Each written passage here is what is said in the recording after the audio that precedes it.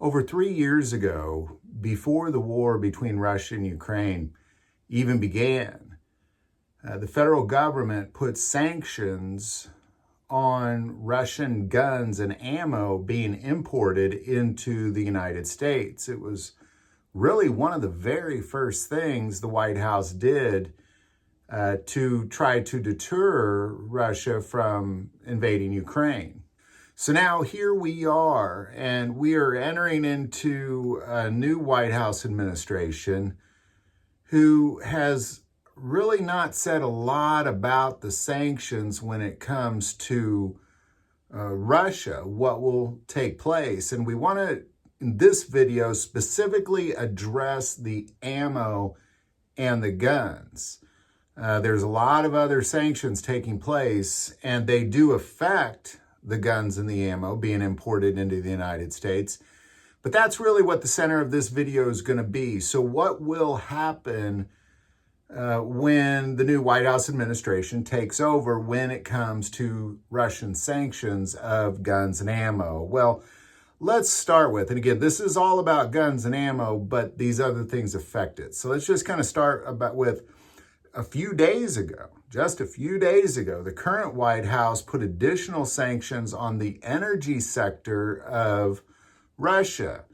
Now, this is a very big deal. This has been a place of restraint for the current White House because oil is the bloodline to the financial aspect of Russia.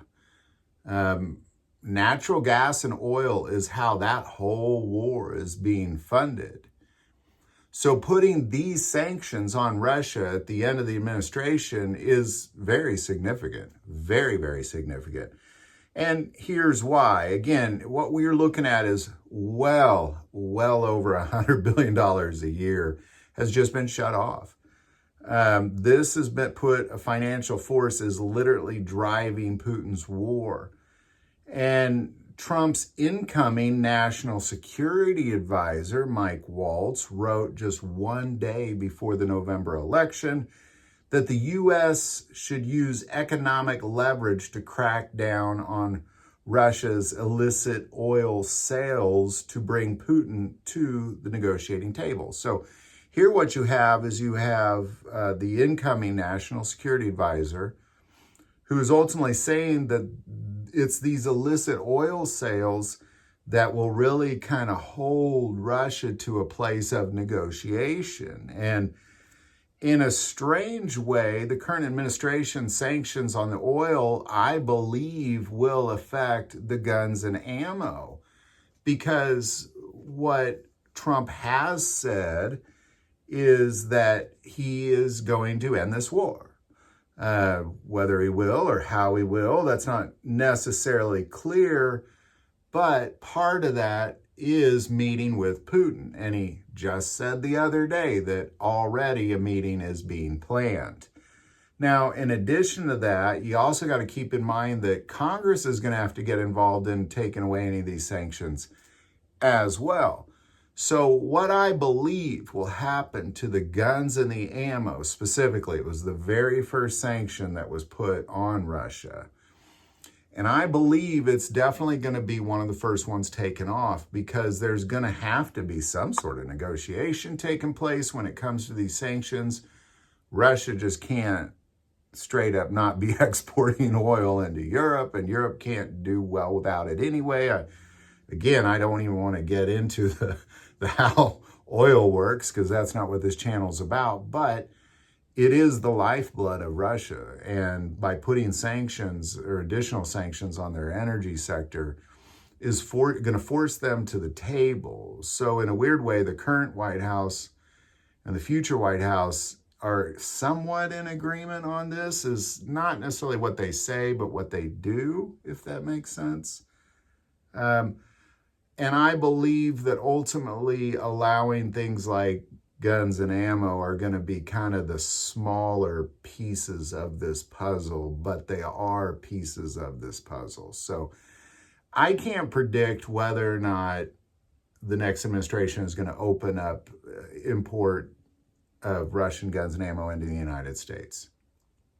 I am certain it's going to be on the negotiating table. That I am sure of.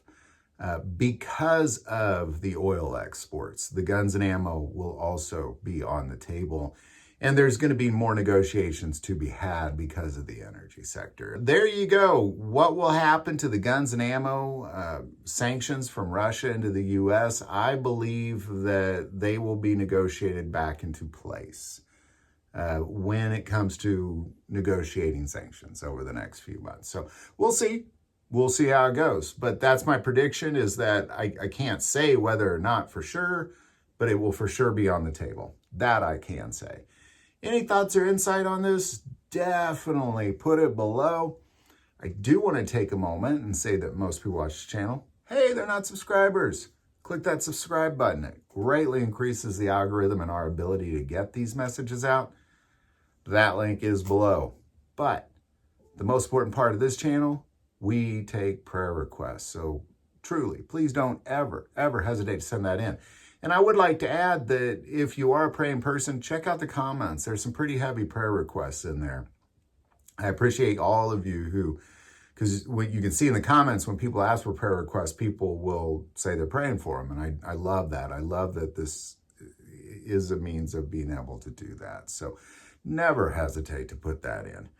Thank you for watching this episode of God, Family, and Guns. And as always, love God, love your family, love guns.